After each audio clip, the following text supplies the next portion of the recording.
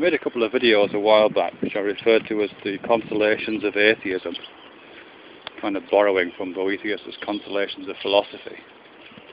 And what I was talking about in those was that, you know, there is ways of using, let me see if I can get this right.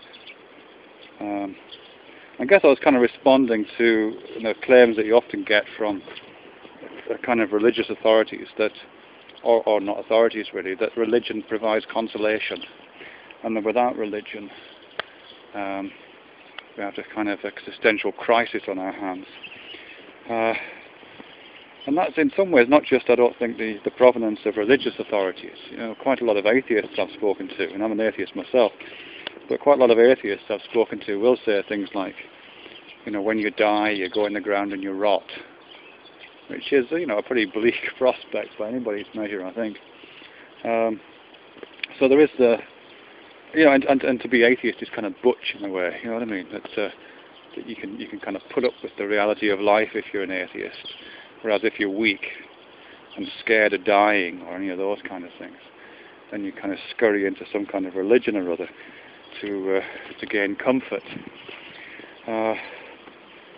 I don't think there's anything particularly laudable in being butch and atheist,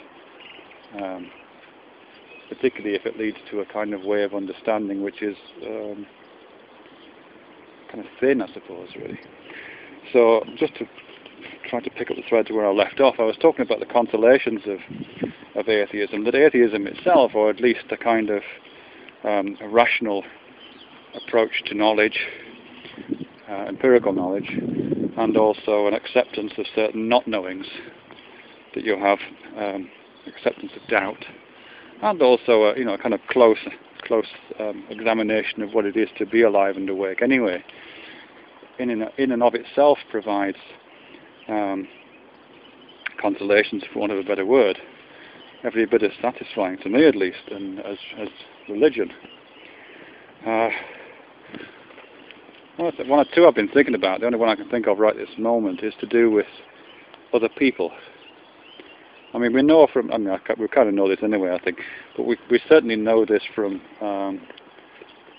genetic biology, from DNA research, that our DNA is almost exactly the same as everybody else's, 99.98% or something like that. It's a very, very high percentage of our DNA is exactly the same as everybody else's.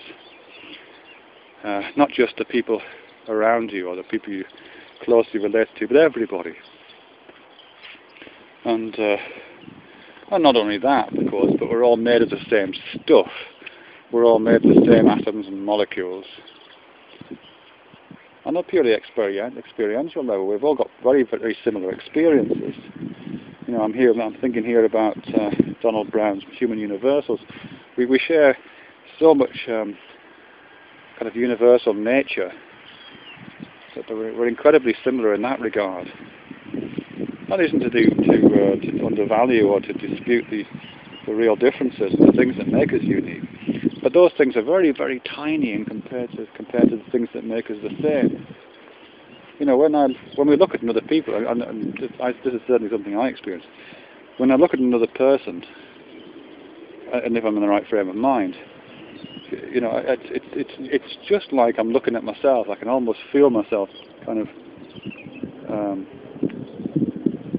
I can't even describe it, but it's a kind of embodied feeling.